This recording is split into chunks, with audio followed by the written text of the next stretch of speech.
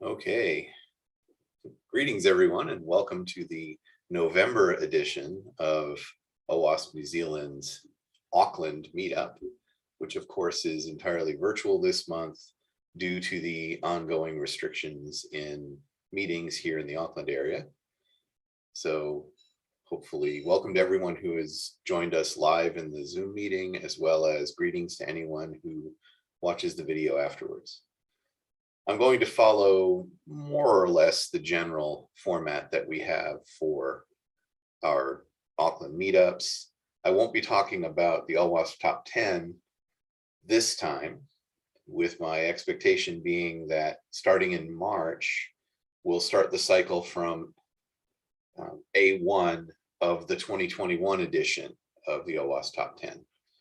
So this time I'm going to do my usual slideshow talking about OWASP and the chapter, as well as the goings on and some news about the conference.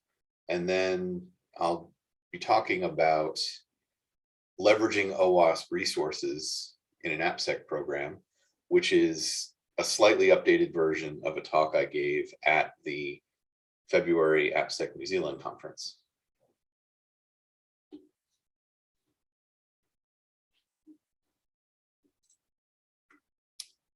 So first, about OWASP. What exactly is this thing called OWASP? Well, the Open Web Application Security Project, it's a global community-supported project.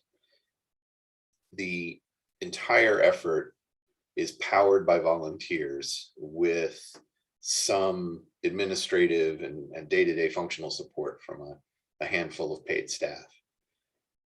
So the purpose is to help the application development community improve the security of software. The OWASP Foundation manages it. This is a global nonprofit headquartered in the US. You can go to owasp.org to learn about all sorts of great things that the organization has to offer, such as local chapters and their meetups. There are about 260 active chapters around the world. There are over 130 projects that are in what I would call a real active state. In my presentation later, I went through and counted the roster today, and the number of existing projects is a good bit higher than that. And in normal times, in the before times, pre-COVID, we would have 2, sometimes 3 global AppSec events, usually one in North America, one in Europe, and sometimes one in a third location. Now, as so many of us have learned about the way cancellations and refunds work for conference venues, the 2020 conferences were scheduled in Dublin and San Francisco. Now, what OWASP has been doing is postponing those conferences at the same venues, because of course there's a significant financial penalty for outright cancellation. And they're now scheduled for June of 2022 in Dublin and September of 2022 in San Francisco. This year, in response to the significant reduction in in-person events, the OWASP team has worked on creating a lot of virtual events. And on the next slide, I'll tell you about a few that are still coming. And then of course, OWASP as a global organization with local chapters around the world has a lot of regional and local events going on. So here's what's left on the calendar for 2021 from OWASP. There's still one more Brain Break, which is a short event with a little bit of real content, and then a brief comedy act, and it's completely free to attend. The challenge, of course, is that it's in the overnight hours here because it's scheduled toward the North American, European audiences, so the times aren't great. There's one more Call to Battle event in the beginning of December, and there are some virtual training classes next week. which are actually scheduled in the Australian, New Zealand compatible times. So they're actually noon to 4 p.m. Australia Western Standard Time, which is 5 to 9 p.m. New Zealand Daylight Time. And they're 8-hour classes that are taught 2 sessions of 4 hours on consecutive days. So if you're interested, you can check those out. Go to OWASP.org, and under events, you'll find that information. Now, the prices that I've listed, the price in brackets is the price if you are a member of OWASP. And outside the brackets is the regular price. And you can see that there's a $50 US discount for classes if you're a member. It just so happens that 1 year of membership to OWASP is also $50 US. So you can get the class and membership for the full price. Or in the case of the virtual conference, which is actually this Friday and Saturday, you can get $100 off the conference if you're a member, and you can add a membership to your order. So basically you get a membership and $50 off the conference. I should point out, though, that there's a free limited access pass to the conference where you can just go to Eventbrite and register, and that will give you access only to the keynotes, and there are 2 keynotes each day, as well as vendor presentations throughout both days. Now, a little bit about OWASP projects. Since the longer talk is about OWASP projects, I won't spend too much time here. But among those couple of hundred projects, there are 21 flagship projects. And OWASP projects can be focused in 1 or more of these 4 key areas. They can be focusing on tools, on code, as in actual libraries that you can use in your applications, documentation. So these could be awareness documentation, how-to cheat sheets, and so on to help you improve your practices. And then there is education and training. So there's online training platforms like OWASP Juice Shop, as well as some tools like Secure Flag, which can be used either for online learning or actually in training in some cases. Among the flagship projects, there is the very well-known OWASP Top 10. There's OWASP Amass, which is an attack surface enumeration tool. The OWASP Z Attack Proxy, which is actually one of the most popular dynamic security testing tools in the world. The Application Security Verification Standard, which is an amazing standard talking about what things testers should be verifying about the software of a delivered the security of a delivered application. And it spans 13 different areas: authentication, authorization, encryption, and so on. The Software Assurance Maturity Model, which I happen to be part of the core team for, which is focused on understanding the maturity of your organization's practices with regard to application security. And then Dependency Check and Dependency Track, which are for software composition analysis and tracking the use of dependencies across the organization. And that one that so few of us realize we're using all the time, the Mod Security Core Rule Set. Now, a little bit about the chapter. The New Zealand chapter has been around since 2007, so we're coming up on 15 years of operation. We host the OWASP New Zealand Day Conference and have been doing so since 2009 with just a few breaks. We host meetups currently in Auckland, Wellington, and Christchurch, though hopefully when things get back to whatever the new normal is, we're hoping to see that expand into some other locations. We operate a local mailing list, the New Zealand chapter at OWASP.org list. It's a Google group. So if you want to use that link, you can go ahead and join the group and I'll get you approved as a member. Now, this is a very low volume mailing list because even for things like tonight's event, I have to remember to send the emails out, and I didn't. We don't operate a public Slack workspace just for the chapter, but we take part in both the OWASP Slack workspace and in the InfoSec NZ workspace. Now, InfoSec NZ is a moderated membership workspace. So if you'd like to join, then you need to follow the instructions and reach out to one of the moderators. One of the admins for the work group is Kim Carter, one of the founders of our chapter. And if you go to his GitHub project space at Binary Mist, then he has information there on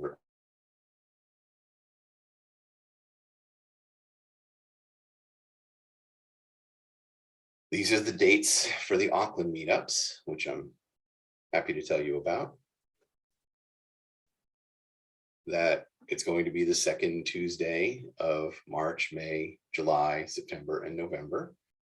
Same pattern that we've been following last year in this. For the OWASP New Zealand training days, I had really hoped to have some of those happen, but it just didn't work.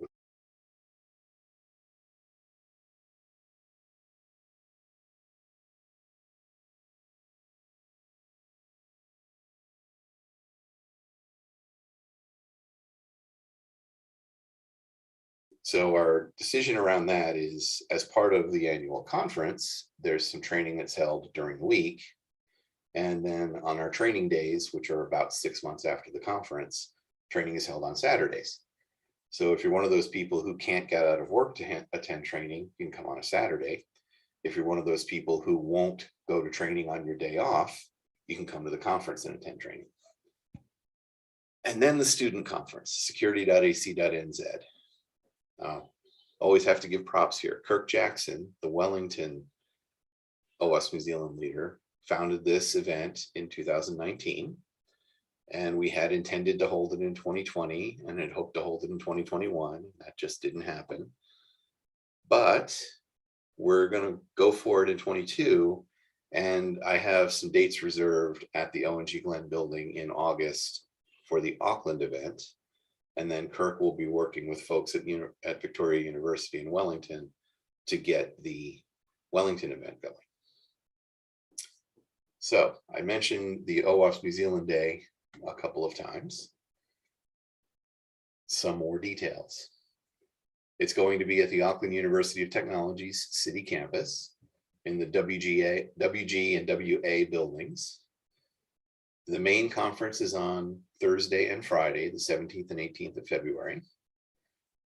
This year, we are asking for a registration fee from those who can afford it. So if you have a day job, especially if you have a day job in IT, then you can register for $30, but there will be an option to register for free for students and those who are unwaged. We've also gone through a lot of discussion about contingency planning for COVID. And our plan right now is that we will bump to the first week of July there, the 5th to 8th, if we're at an elevated alert level / lockdown in February.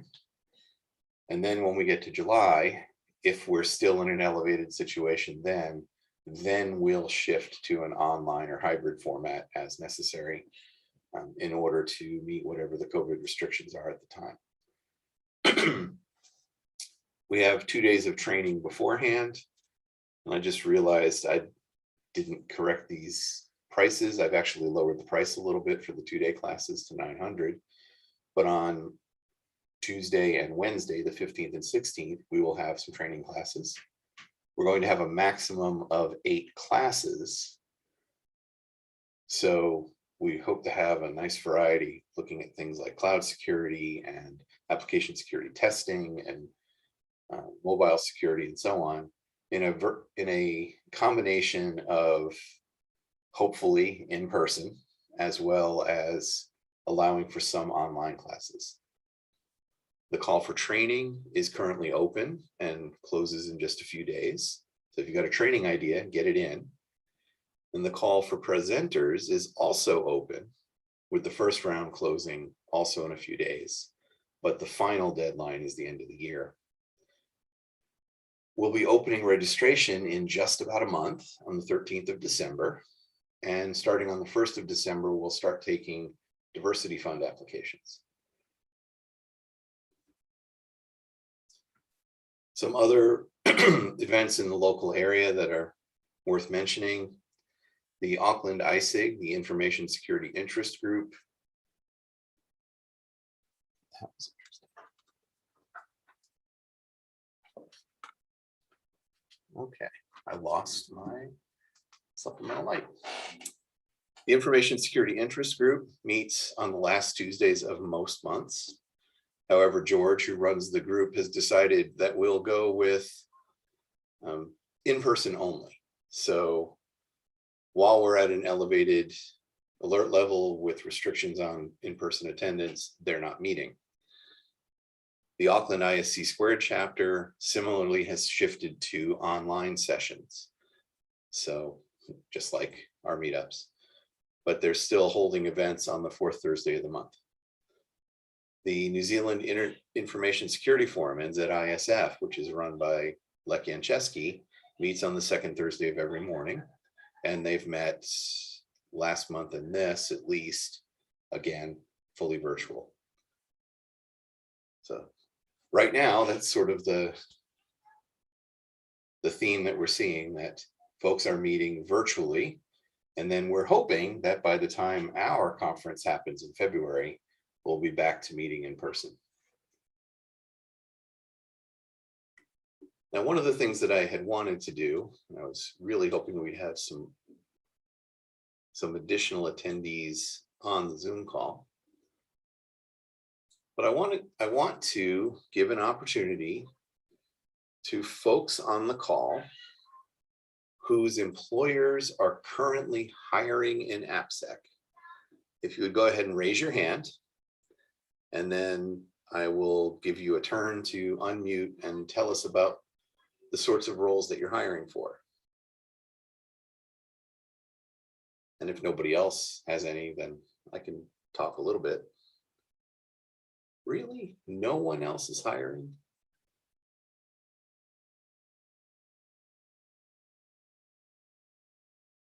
Okay, then I'll tell you a little bit about Datacom, because, well, we are still making some selective hires right now. And in particular, if you happen to consider yourself an expert in PKI, we want to talk to you right now. So we have one specific need for doing some consulting and some solutioning around PKI improvements. And we also, of course, are always looking for great consultants to work with us in our general application security consulting area. The cybersecurity team at Datacom, of which I'm not a part, but we work with, they're also always hiring, especially if you're interested in starting out as a SOC analyst. They've got obviously shift work to do because they are 24/7 SOC as a service vendor. Now, just about everyone who's on the call I recognize. We'll go ahead and take a moment or two, and I will, before you do this, I will mention that this is also being live streamed and recorded on YouTube. So if you would like to contribute, please keep that in mind. But for those of you who are new, I think there are one or two people who may not have attended a meetup before. If you're willing to, go ahead and raise your hand. And then I'll call on you so you can unmute and you can tell us a little about yourself.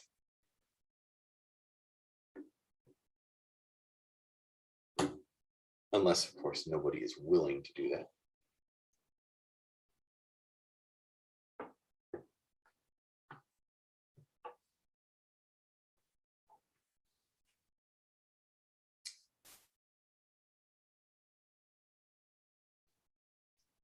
All right, I'm going to pick on you, Lino, because I'm pretty sure you haven't attended a meetup before. You want to say hi to the group? Sorry, John. Yeah, I'm on mute. So yeah, I mean, this is my first OWASP attendance for the Open Web Application Security Project, and it's great to see that you are doing this and obviously taking time out of your schedule and a private life as well, I suppose, because we're already into the after hours of New Zealand, and it's really great to see this initiative and the learnings that we take from it as well. So yeah, I'm new to this, so I'm happy to be here. I was also keen to learn about the top 10, which you're not doing now, which is understandable, but that's okay. There's always other events for that too, So yeah, thank you very much, John. All right, thank you, Lena. And I'll also brag on him a little bit. Lena actually just recently joined my team at Datacom. So he's one of our top flight application security consultants with a specialization in DevSecOps. We're really grateful to have him with us. And I don't see any more raised hands, so we'll go ahead and put an end to my attempt at doing live virtual networking.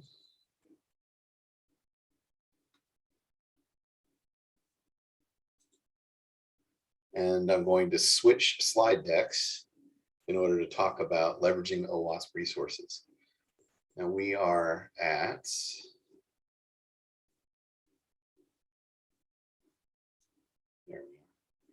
just about 10 till 7. The last time I did the talk, it was 48 minutes. So we should be done about 7:45, give or take. I've added a couple of slides since the last time I did it. And then of course, at the end, I'll be happy to take any questions you may have.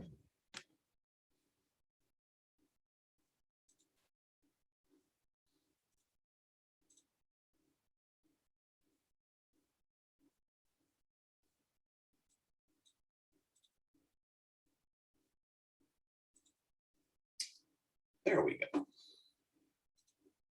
have the right slide deck open. Now, I didn't bother to introduce myself because I knew I had an About Me slide here. I've talked about myself a bunch, and each time I do it, I try to make it a little bit shorter. But basically, I've been doing application development and application security for coming up on 35 years. Just a little scary to say. My first job out of university, I got hired as a simulation developer, something I'd not done before. And I did develop simulation and systems analysis work for a government agency in the US. I spent some time as a university lecturer, teaching mathematics, computer science, information technology, electronics, a few other things over several years. Lots of fun. Someday, maybe I'll have the time and energy to do that again here, but I haven't yet. And then I spent time as a Java developer and architect. So doing web application development as my full-time day job was a lot of fun. I moved into application security about 7.5 years ago now, in early 2014. And I moved to New Zealand at the end of 2017. So I've been here for just coming up on 4 years, and definitely not planning to return to the US, although maybe I'll do like everyone else and move to the Gold Coast at some point. I spent some time doing OWASP leadership work. I volunteered with the Kansas City, Missouri chapter when I was still in the US. Came over here, I've been a volunteer with the chapter. I'm a co-author of the current version of the SAM model, and I'm also active with the AppSec Curriculum Project and the OWASP Education and Training Committee. Now, I've already mentioned a couple times that where I work is Datacom's Application Security Services team, which I didn't realize I needed to update this slide. For a while, we were calling it the AppSec division. So I'm a team lead there. We're still a fairly new consulting group. It's been around for about a year. And we're advisory led. We do advice and guidance on things that an organization should be doing. And then, of course, we're also happy at consulting rates to help you do those things. So our external view to customers is that we advise, and I particularly lead advisory around software assurance. So we do maturity assessments based on SAM, and then we help organizations work out the roadmap for improvement. And then once the roadmap's been scheduled, set up, and they've identified the things they would like to do, then we're more than happy to help with more than happy to help with implementation. My particular area is around GRC and training. And then we have Lino on board helping us with the DevSecOps. We've got another lead on our tooling track so that we can help customers improve their maturity across all of these areas. Internally, we're doing the same kind of advisory and implementation help for our software engineering teams, so that if you hire Datacom to develop software, that they're following those same mature security practices, so that we're eating our own dog food. Now, about today's talk, what can you expect to hear? I'm going to tell you some of my thoughts about software assurance. I'm going to tell you a bit about SAM and how the framework in SAM and the practices that are called out there fit into improving the maturity of your application security programs. I'm going to mention the names of lots of OWASP projects.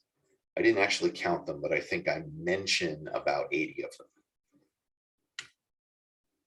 I'm going to give you a few thoughts on leveraging projects. Now, what you should not expect to hear, I'm not going to do an in-depth treatment of SAM. I'll probably present that sometime next year. I definitely won't be giving you information about every project. The count that I got today is that there are 205. And this number is 30 or so. It's actually a little higher than that. That I'll just mention by name, say this project exists, you should go check it out. And then I'll provide some amount of information really on less than 20. So here's the counts. I did that this afternoon. Today, I counted 19 flagship projects, 26 labs, 72 incubator, and another 88 projects that exist, but don't have an active project page.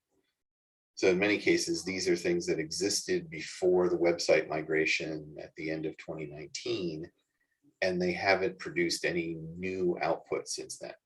So if you go into the archived OWASP site, wiki.owasp.org, you can find some materials up from the projects, but they haven't been doing any new work recently. Now, obviously, I think OWASP is great because I volunteer my time to do things like this. And some of the reasons why you should love OWASP projects. They're developed and maintained by passionate volunteers, sometimes with employer support, but not always. And they happen to be experts in the areas of focus. So if they're working on things like the threat modeling playbook, then very often they are leading threat modeling consultants. And they're donating their time to OWASP in order to develop the open source resources. Each of the projects comes with a supportive community. The users and contributors are actively engaged in the channels within the OWASP Slack workspace. Now, if you follow that OWASP-slack.herokuapp.com link, that will take you to a little web page where you can enter your email address and it will email you an invite to join the Slack workspace. So it's not member moderated, but you need to go through that step. You can also get there, I think it's owasp.org/slack/join or /sign up. And the same thing, enter your email address and you'll get an invite. Now within the workspace, there are channels for most chapters. So there is a New Zealand chapter channel.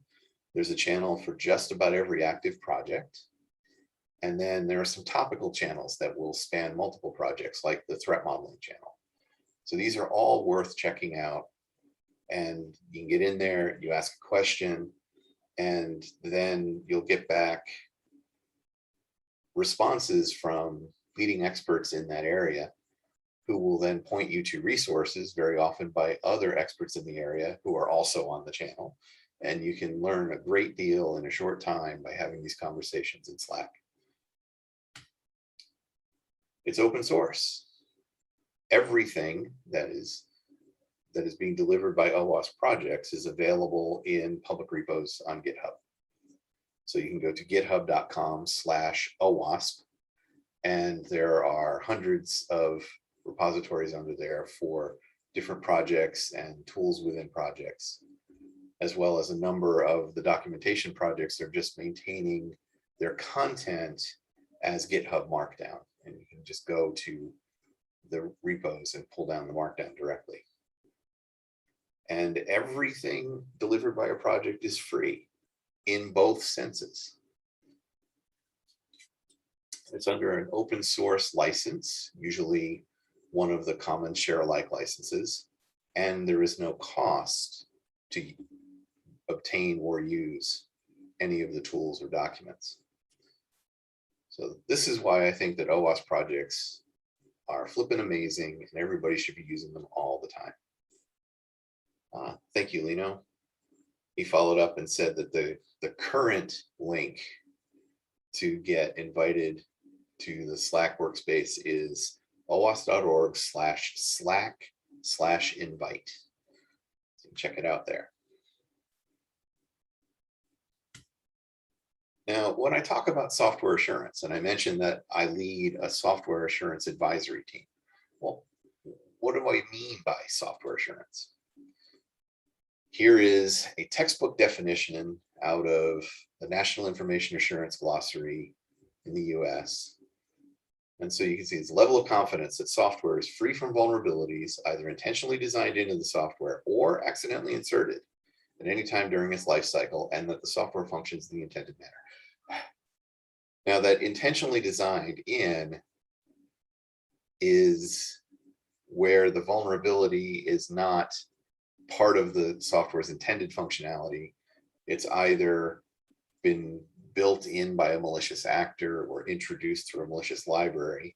And then on the accidentally inserted, that's really talking about developer error, or pretty much developer error, where they've introduced an insecure coding practice, either through not understanding what they should be doing or just failing to follow the best practice patterns. So to be clear, what do I take out of that textbook definition?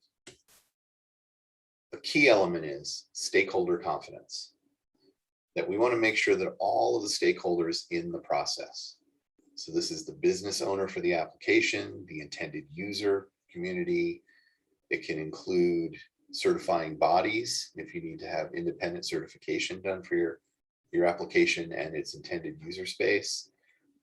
Obviously, the board and the shareholders of the company, that you're giving all of them high confidence that you're delivering the features you intended to deliver, and you're not delivering features you did not intend to deliver. And that they have confidence not only that that's what you're doing, but that that's what you'll do in the future. You want to prevent, detect, and remove vulnerabilities. So we prevent them through good good developer education and good best practices, following secure architectures, in order to avoid introducing issues. We use sound testing techniques, both automated and manual, to detect them when they do occur. And then we have a good defect management and regression testing process to safely remove those vulnerabilities. Because what we're after is to build a reliable and resilient production system. Now, to get there, what's not going to work, sorry guys, is having a pen test 2 weeks before go live, or a 2-week pen test just before go live. So you lay out your project plan and you say, we're going to do all these things, we're going to build features, and then we're going to get it into the staging environment 3 to 4 weeks before scheduled go live. We're going to bring in a consulting company to do a penetration test. We're going to give them 10 days, maybe 2 weeks to do their worst against the application. They're going to give us a report. So we're going to get the report 3 days before go live, give or take. And then we're not going to fix anything. And we're going to go to production because marketing has already announced the go live date. That is what we do not want to be doing. We want to get to the point where we're doing those final security tests, and maybe we are doing a pen test, but by the time we've gotten there, we already have very high confidence that we have produced a reliable, resilient, vulnerability-free application, and the pen testers are going to have to work hard to find something to report. That's where we want to be. One of the key tools that OWASP offers to help you attain that goal is SAM. SAM is an open framework that gives you an effective and measurable way to analyze and improve your application security posture. So as I mentioned before, it's about practices. Are we doing the right sorts of things? Do we have the right business as usual practices in place to make sure we're delivering secure software on an ongoing basis? So SAM provides a number of resources. They help you to evaluate your existing practices, figure out how to build a more mature practice going forward, and to get there through some well-defined phases, doing some incremental improvements, introducing new practices, new controls, and so on.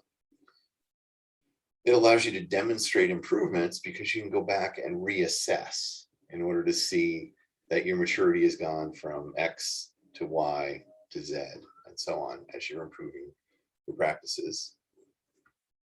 And they give you a way to look at how your security related activities are going across the entire organization. So it's not limited to a single team. It's not like a single application test. You can be looking at how the entire organization manages application security,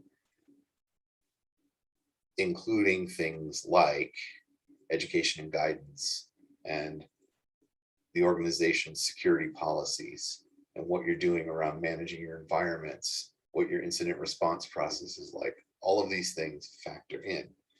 The basic structure, and this is of the model as of version 2.0, which is almost 2 years old now. We have 5 business functions, 3 practice areas within each business function, 2 streams of activities with 3 activities per stream. So 90 activities are called out across these 15 practices. Now you can see the governance lane at the left side is really about, do we have the right sorts of practices in place across the organization to empower development teams to be doing the right things? Are we getting them the training they need? Have we laid out what our policy requirements are? Have we clarified what all of our compliance drivers are? Are we following NZISM? Are we trying to comply with APRA if we're a financial institution? What are those things that are driving our requirements? And then in strategy and metrics, where are we trying to go as an organization in terms of security? And what do we want to see there? And then obviously, once you know what your strategy is, you want to develop metrics and have visibility of those metrics to know how you're progressing. Now, one question that was asked, so I'll go ahead and answer it now, is, well, what metrics are we supposed to have? And the answer, as with so many of these things, is it depends. When you lay out your strategy and you say that these are the things that are important to us, and now that we understand what kinds of risks our senior management and our board are concerned about, we know the areas that we want to measure. Once we know that, then you can start talking about what you would like the metrics, what are meaningful things that you can directly measure in order to see how you're doing against your goals. So these metrics might be around number of vulnerabilities in applications or the time to remediate a vulnerability. Whatever it is that you're trying to make sure you're improving are the things that you want to be measuring. Design, implementation, and verification, those center three business functions, that's where developers get involved. So understanding the threats to the system, what's the environment in which it will operate, and what are the things we need to be concerned about? How does that lead us to security features and security requirements for the application? What architectures are we using to ensure that we're building a system that's secure by design? And then in build and deployment, are we doing repeatable automated builds and deploys using pipelines that are protected from unauthorized changes? Do we have a good mechanism in place to ensure that as security defects are found, they're made visible, and then their remediation is tracked, and we're looking at how we're doing over time on our responsiveness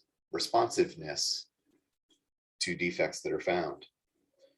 Verification, are we making sure that the architectures we're using are as secure as we thought they were? Are we testing those security requirements that we've spelled out to make sure that we did all those things right?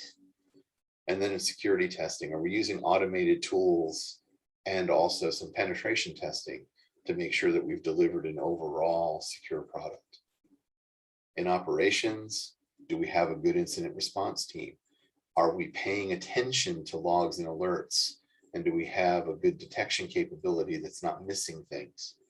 In our environments, are we patching? Are we keeping our operating systems and VM images hardened? Are we protecting data? Do we have good backup and restore capabilities so that we know in the event of needing to restore data, we actually can? Are we following our data retention policies and destroying data when we should no longer be keeping it? All of these things taken together get you to the point where you're doing the right things around application security. Within each of the activity streams, as I mentioned, there are 3 activities in each stream, and they're progressively more difficult and represent a greater maturity in the organization. And implicitly, there's a level 0 where, yeah, we're not doing any of this. This is a practice that we're just not doing. At level 1, we're doing what we can. We're putting in best effort, but it's not necessarily consistent across the organization. At level 2, we've gotten better at defining what good looks like. We've captured it in documentation, we've set it out in standards, and we're expecting teams to follow it. At level 3, we're actually looking at levels of conformance and issues that teams are running into when trying to apply any of the standards we've set out, and using that feedback to improve our processes and standards for future activities. So that's our SAM framework, which says, I've got a lot of things, a lot of areas where I need to be concerned about, am I doing the right things? And if you do your baseline SAM assessment, you may discover that you're really not. That's okay. Progress, not perfection. So once you understand that there are these practice gaps, say, for example, we are not paying attention to vulnerabilities and dependencies that we're using, which actually come out in the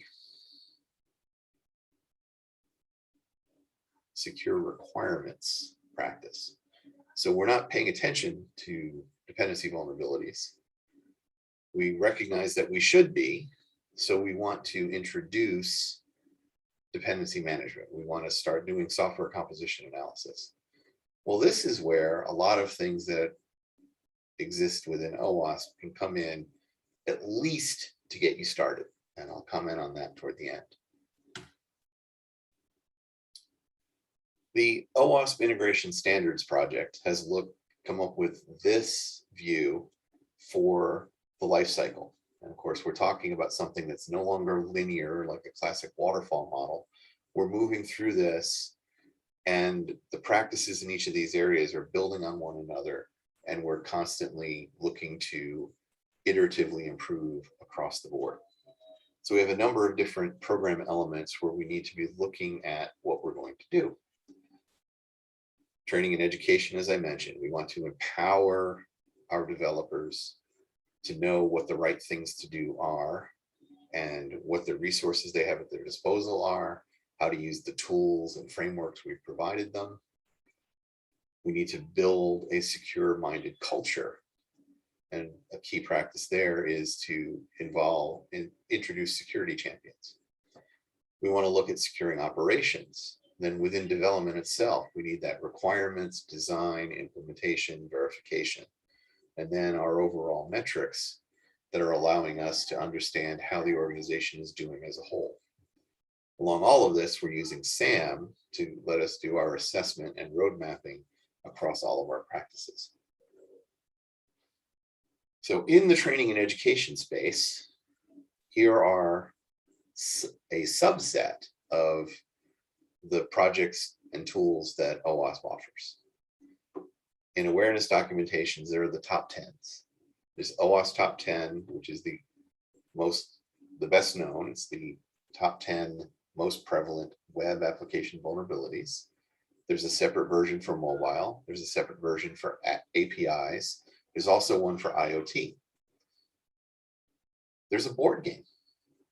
Now there have been editions produced, the whole box and board and everything that you could purchase, but all of the resources to go out and make your own, you just basically get yourself a good printer and print all the materials, are available for snakes and ladders. And it's a great tool if you're trying to introduce younger people to basic application security concepts. We have a training platform, the Secure Flag Community Edition. And then we have a number of intentionally vulnerable web apps, including Juice Shop, Security Shepherd, WebGoat, and PyGoat. Now, as we go through these slides, the ones in bold are the ones that I have a slide about. The others, I'm just mentioning them briefly. So OWASP Top 10. This is one of our flagship projects, and it's basically the standard around the world for the awareness of web application vulnerabilities and things that developers should be concerned about. The current version is the 2017 edition. The 2021 edition has been released in a 4-comment draft as of early October, and it's expected that will be finalized and published as its final edition by the end of the calendar year. Now, what's presented there is a broad consensus about what these most prevalent, most critical risks are to web applications. And it provides some information on the kinds of situations in which you might see it, and some general information about the approaches you can use to prevent it. It is not intended as a secure coding standard. It's a list of things you want to make sure you're not doing. If you look instead at the Proactive Controls Project, then that flips that on its head and says, here are the things you should be doing. And each of these things will help you prevent something in the top 10. Juice Shop, also a flagship project. And I will say a lot of the material that I have in these slides, I pulled from their project pages. So the exclamation points and the proud claims are from the project teams. So this is the world's most modern and sophisticated insecure web application. It exhibits vulnerabilities across the entire 2017 top 10. So it gives you the ability to go into Juice Shop and do some relatively simple exploits that then let you see these top 10 vulnerabilities manifest in a running application. It goes a lot beyond the top 10. There are some open source intelligence kind of things to help you realize why it is that we need to pull down our public footprint if we want the world not to be able to log into all of our accounts. It's really useful for security training. You can demonstrate the exploits during a presentation to raise awareness. There's direct support through a capture the flag module to integrate with a couple different popular CTF platforms to run CTF events. And you can take the application and its code base and use it as a consistent target if you want to compare different testing tools and see what their findings look like.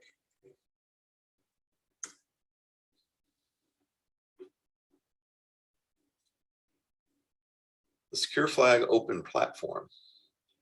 Now, Secure Flag is a commercial product, but through an agreement with OWASP, they've taken a community edition and packaged it as the open platform, and it is now an OWASP project.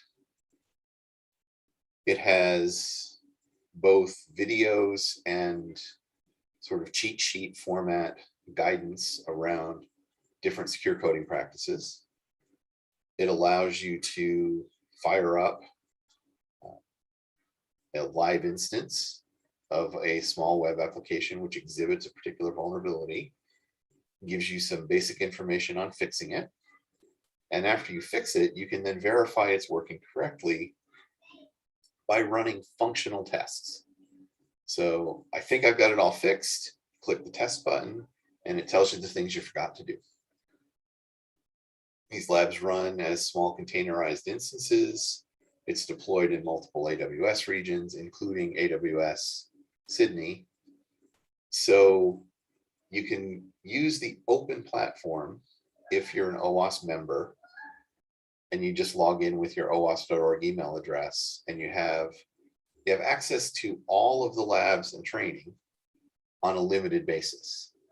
Basically, they don't want you credential sharing. So if you were to buy one OWASP membership and then try to have every developer in the organization use it, you would run out of credits really quickly. So just buy everybody their own OWASP memberships, and then you can do it. Around culture building, there was an OWASP Security Champions Playbook project.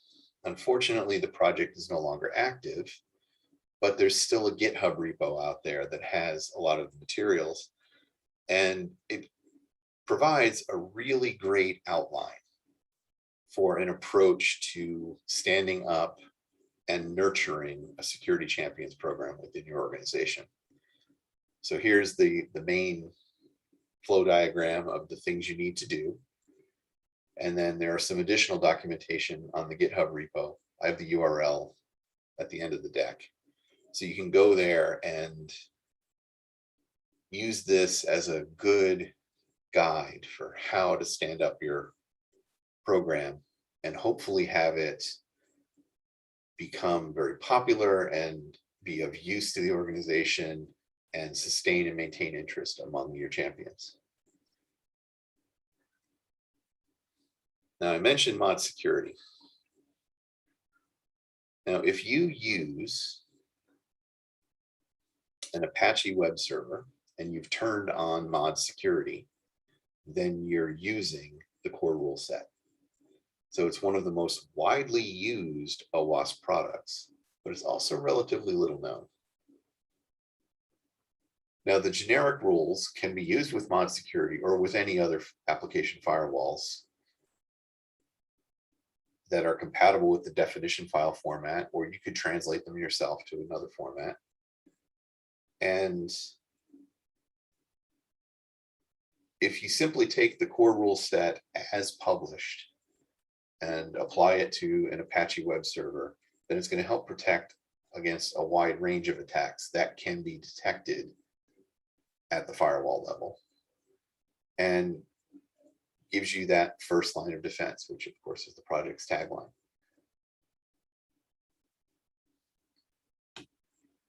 looking at the requirements space. There's the OWASP Security Knowledge Framework, Security RAT, the Requirements Assessment Tool, Application Security Verification Standard, can be used as a source of requirements. And in fact, I've written some generic requirements by basically saying, if I'm going to verify this at the output, then what do I need to be requiring at the input in order for this to be true? So you can use it as a source of requirements, but it's not itself a requirement document. And then similarly, there's the mobile ASVS. Now, the Security Knowledge Framework. It's a Python Flask web application, so you can download it and run it. And then what it does is it's based on the Application Security Verification Standard again, and it walks you through your first steps and your necessary conditions in order to get to the point where you're writing secure code by design. So it's meant to be an interactive learning resource rather than just a set of, checklists or to-dos. Security RAT. Now this project, it's an incubator. I should have mentioned this first, that there are incubator projects, there are lab projects, and there are flagship projects. Incubator projects are where somebody has a really great idea and they submit it to OWASP and say, I would like to have an OWASP project around this idea. They get approval, they create a project page, they set out what they think their deliverables and timeline will be, and then they've at least done some of that basic work to lay out, here's what we're trying to do, here is a proof of concept implementation of the tool we think we should have, and it may or may not progress beyond that. So incubator projects are a little bit caveat emptor, that you don't really know how long it's been since anyone's done an update or rebuilt an incubator tool. At the lab level, the project has made some real progress and in most cases has delivered at least some initial MVP kind of deliverable. There's good project organization, the project team is self-sustaining, and there's real active engagement. At the flagship level, the project team has produced a deliverable or a series of deliverables that are of high value to the community. They've got a very robust team, and they're actively working and promoting those things. So as I mentioned, there's the OWASP Top 10, there's SAM, there's ZAP. Those project teams on the flagship projects are putting in a lot of work all the time and constantly improving their deliverables. As you move down in the tiers of project, you're going to see less of that. That doesn't mean that things in incubator projects are not valuable. It's just pay attention to things like how old the artifact is. So the way that Security RAT works is that you say what kind of software artifact you're producing, and then it presents to you a list of requirements that the knowledge base says you should fulfill. For each of those, you make a decision about how you're going to handle the requirements. And then you can use the tool to create tickets that document the things you need to do to meet those requirements. There is a demo instance available at securityrat.org, so you can run it and try out the tool. Now, threat modeling. This is an area where I happen to have a lot of interest. I like to present training about threat modeling. And there are 4 really great resources within OWASP. First one I want to mention is Threat Dragon. It's an open source threat model diagram-based creation tool. You can either run it as a desktop app or a web app. Generally speaking, I wouldn't recommend running it as a web app because when you run it in that mode, it can persist only to public GitHub repos. So you're not really going to want to model anything sensitive there. If you run it as a desktop app, you save the models locally as JSON files. And then you can go ahead and save those files to a repo so that they can be shared and people can work on them collaboratively. There have been a couple of recent releases. There have actually been a very quick series of some point updates lately. So Threat Dragon is being actively maintained, and I'm actually using it daily. Now, another way to look at writing your models is captured in PyTM.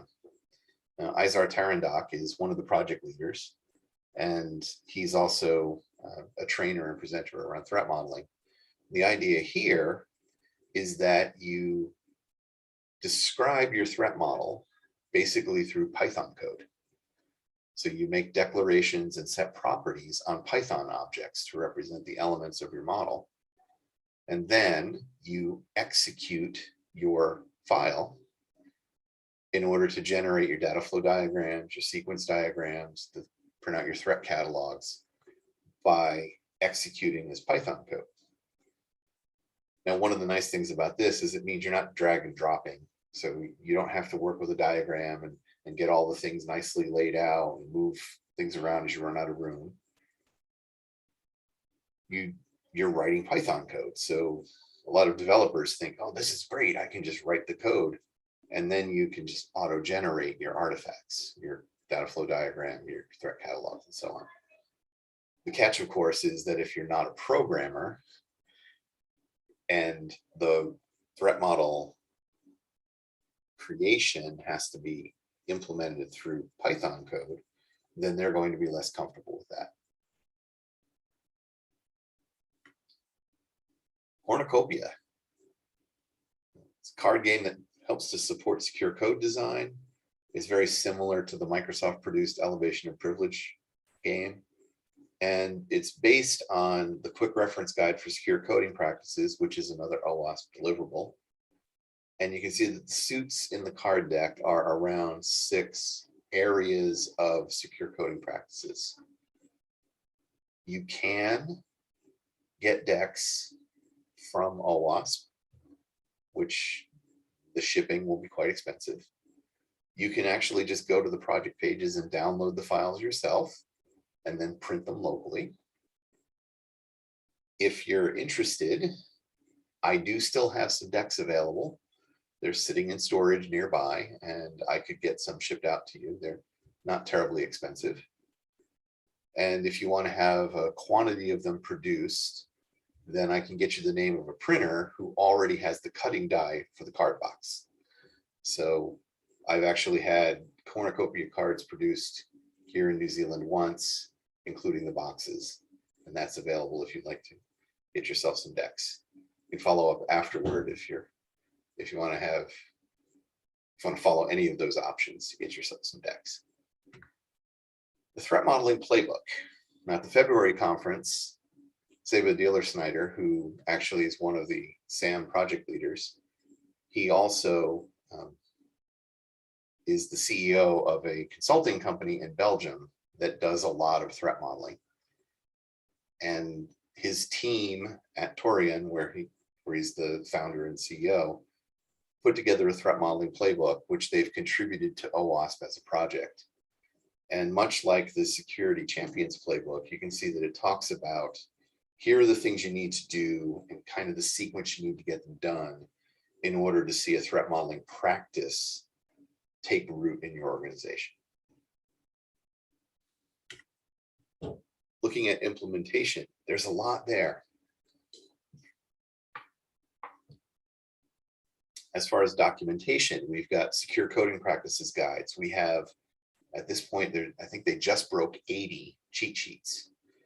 So these cheat sheets are documents. They're living in GitHub. And if you print them out, they tend to be 2 to 3 pages each. And they give very specific guidance around how to do certain things. So there's one around how to set up your web server Cypher suites. There's guidance around setting up your authorization services, how to set up federated authentication. And so these are some general guides of, do this, make sure you don't do that, around approximately 80 different AppSec areas.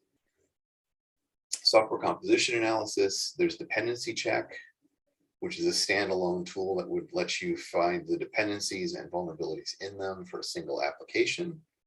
There's dependency track, which lets you take dependency information from your portfolio and view it in a dashboard and do some cross-cutting information queries. And then CycloneDX, which actually is a feeder to dependency track. I'll talk about that a little later. We've got some libraries, which this is one of the things, whenever I talk about it, I always say the same thing. These are success stories for OWASP. The ASAPI, the Enhanced Security API, as well as the CSRF Guard, were open source libraries created by OWASP project teams to solve a problem, to fill a gap in common application security functionality.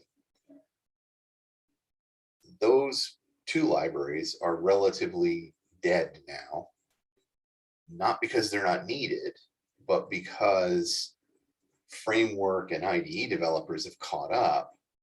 And now most web application frameworks have built-in protections. So they're providing system libraries to do the things the ASAPI does. They're providing automatic CSRF guard functionality when you create a web form. So it's not that they're not needed, it's that they led the charge, paved the way, and now the framework developers have followed their lead and incorporated those functionalities directly in the frameworks. It's one of those cases where it's really nice to be out of a job. Now, the Proactive Controls project, as I mentioned,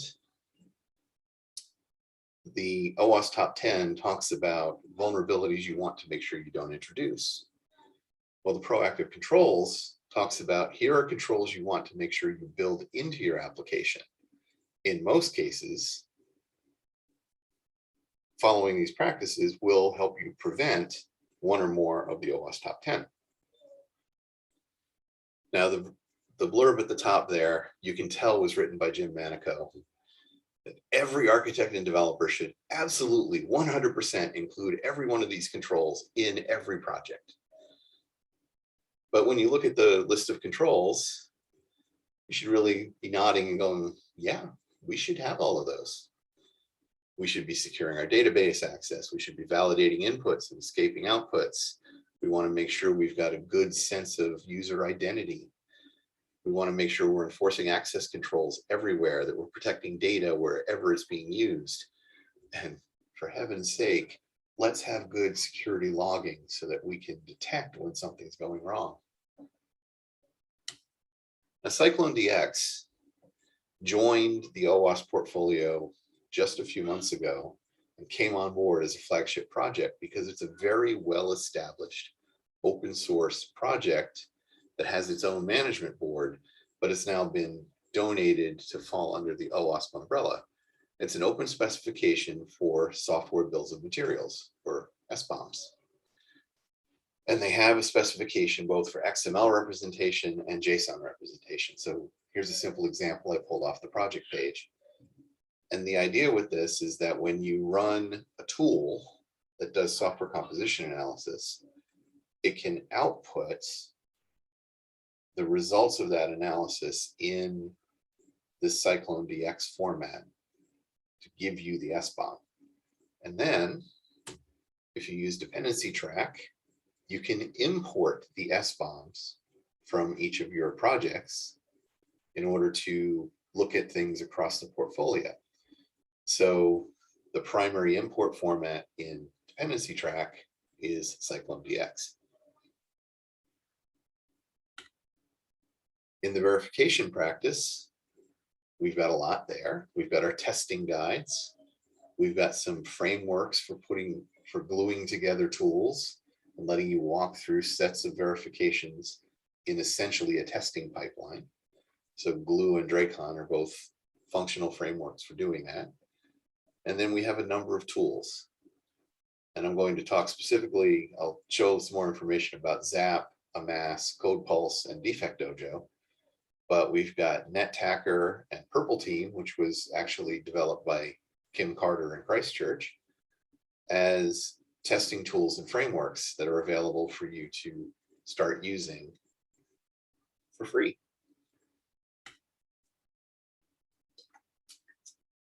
Now, Zap, the world's most widely used web app scanner.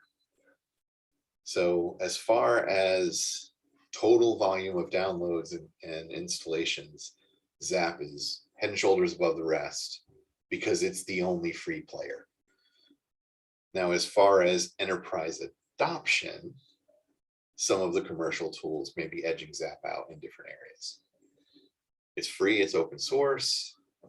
Out of the box, it will do passive scanning. It operates as a proxy. So if you put it in front of your web application, it will just watch traffic go by and tell you about things like missing headers, vulnerable or outdated JavaScript libraries that are going back and forth or going out in your JSON bundle, JavaScript bundles. You can then turn on an automated active scanning. So ask it to crawl your site and then to do some automated predefined injection testing and other error and other kinds of dynamic security tests against the discovered resources.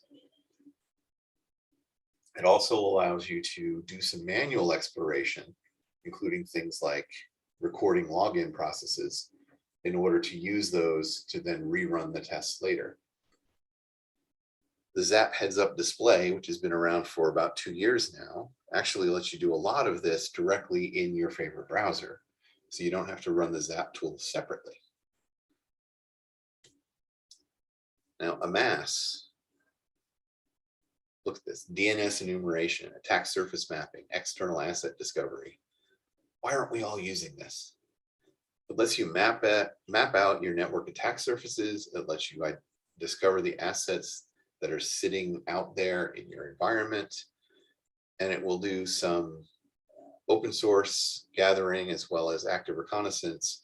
If you give it your IP space and you give it your registered URLs and domains, it will actually, from the outside, try to discover if there's anything in your IP space or in your namespace that you didn't know about.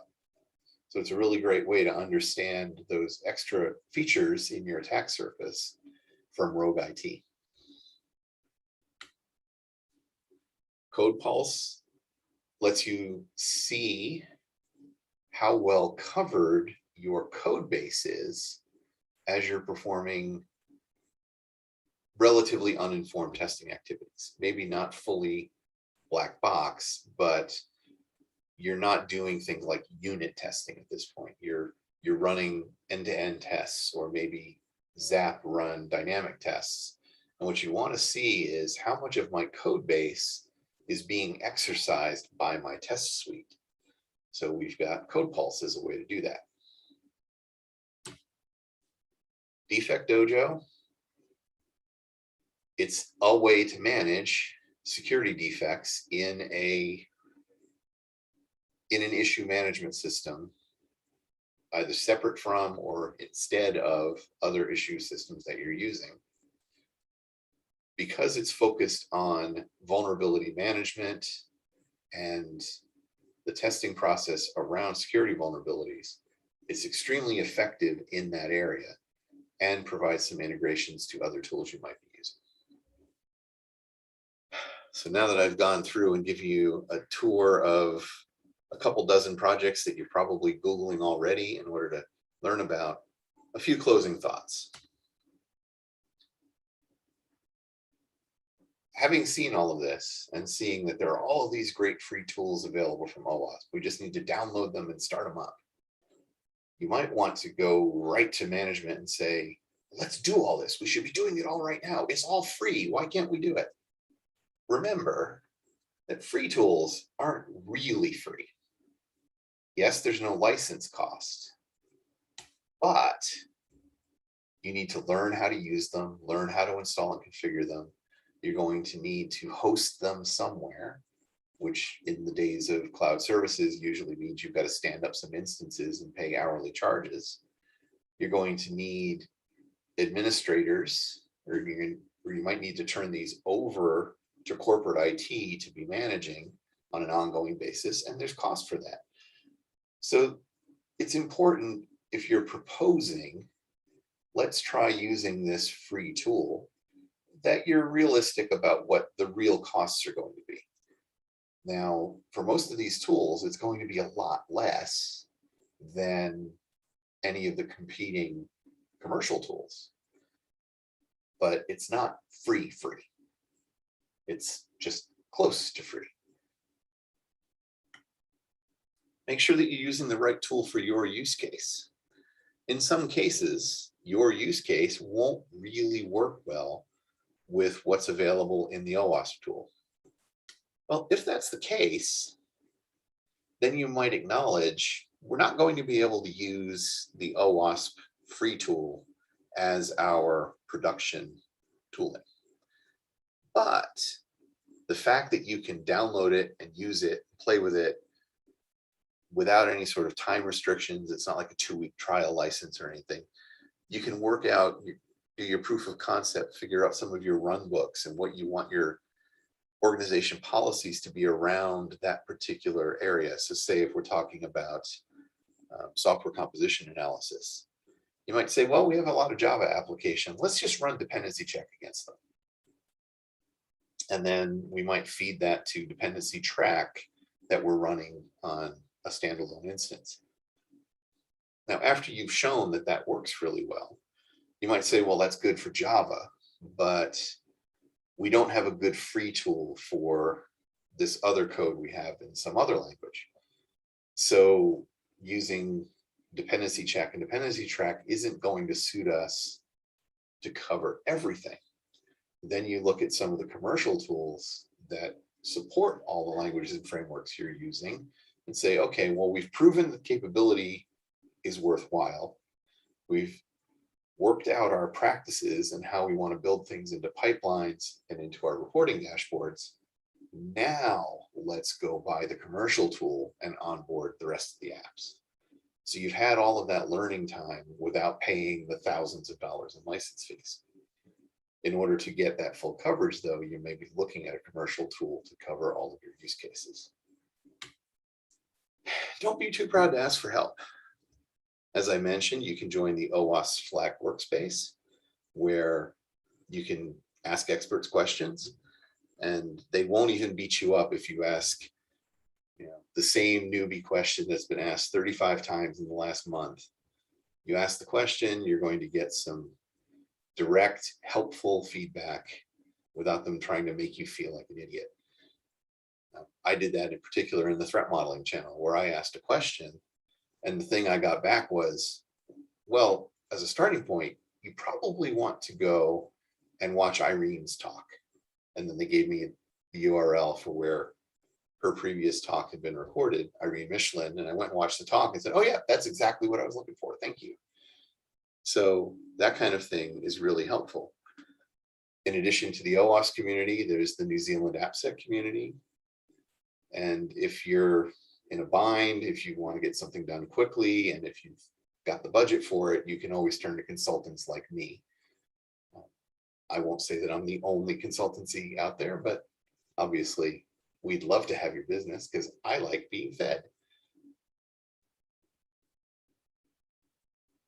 Now, last couple of items to wrap up. Here are some references to material that I've been talking about. There's the OWASP SAM project website at owaspsam.org, the main owasp.org site. There's the GitHub repo where the Security Champions Playbook still lives. And then there's the slightly outdated link for joining the OWASP Slack channel, or the owasp.org/slack/invite is the more up-to-date version. I'll go ahead and fix the slide afterward. And then that diagram that I started with comes from the Integration Standards Project. So you can check that out directly at owas.org/www-project-integration-standards. If you want to chat some more, I'm happy to talk to folks. You can reach out to me on my OWASP email, If you want to talk about something related to my day job, you can reach me there. I am on Twitter, so you can DM me, although I'm not a real player on Twitter. And of course, LinkedIn messaging works too. Now, for those of you who are on the Zoom meeting, if you would like to ask questions, feel free to unmute and fire away. Hey, John, can you hear me okay? Yes. Hey, it's Kento here. Thanks for that talk. It's real cool to see just like the level of breadth that OWASP has when it comes to application security programs. I was kind of just wondering, I know you mentioned to factor in the cost of admin hours when you run these different tools or processes, but would you be sort of recommending that an application team might hire some specific people to do all of this kind of thing? You know, like call it an application security engineer or what have you, or would this rather be something that gets spread across the development team? You know, with the developers picking up different bits and pieces to run the overall AppSec program. As a general rule, the second option doesn't work long-term and at scale. You know, just asking Right. developers to do that. So Yeah, I guess because like the admin hours, like where does that kind of get spread? You know, because there's going to need to be people who develop the tools or maintain them, or and run them and look at the reports, look at the different processes, that kind of thing. So but maybe not everyone is going to be able to get their own individual dedicated resources either. This is true.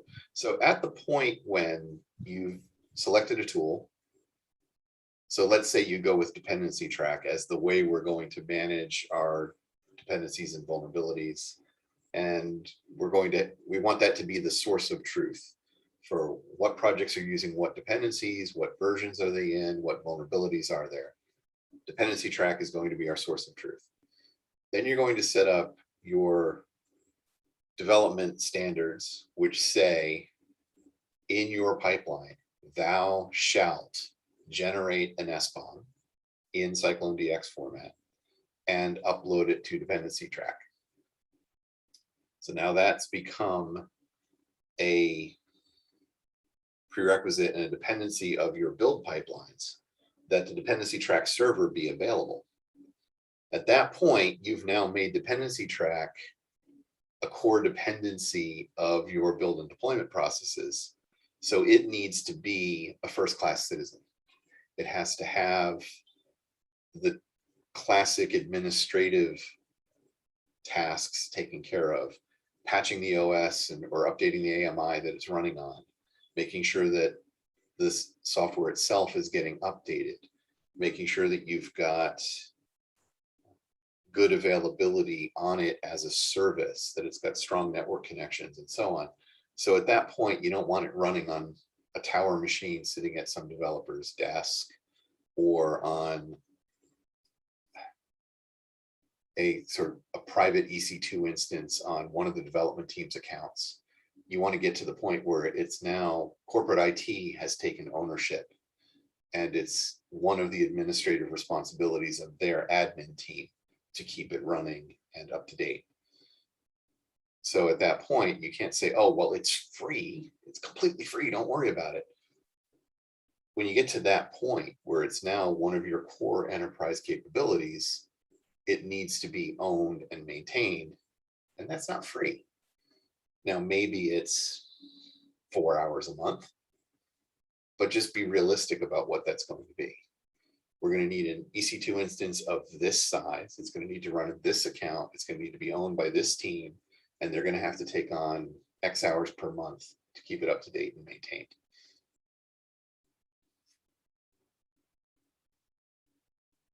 Does that make sense? Yeah, absolutely. Yeah, it makes perfect sense. I wasn't really thinking about, the maintenance of this kind of stuff belonging to another team within a corporate IT environment, but now that you say it, like, of course that would be the case, right? Now that's one of the places where I've seen implementation stumble. That someone has gone ahead and they stood up a POC and everyone's happy with it. Developers love it, but then you need to make that transition to where it's a core resource. So sometimes that gets stumbled, and then because it doesn't have that high reliability, it's difficult to make its use mandatory. Yep, absolutely. Thank you. Thanks. Other questions?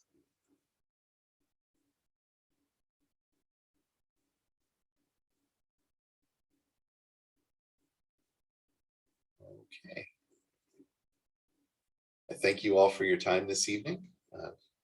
Appreciate your joining us and listening to hear me ramble about how great OWASP is.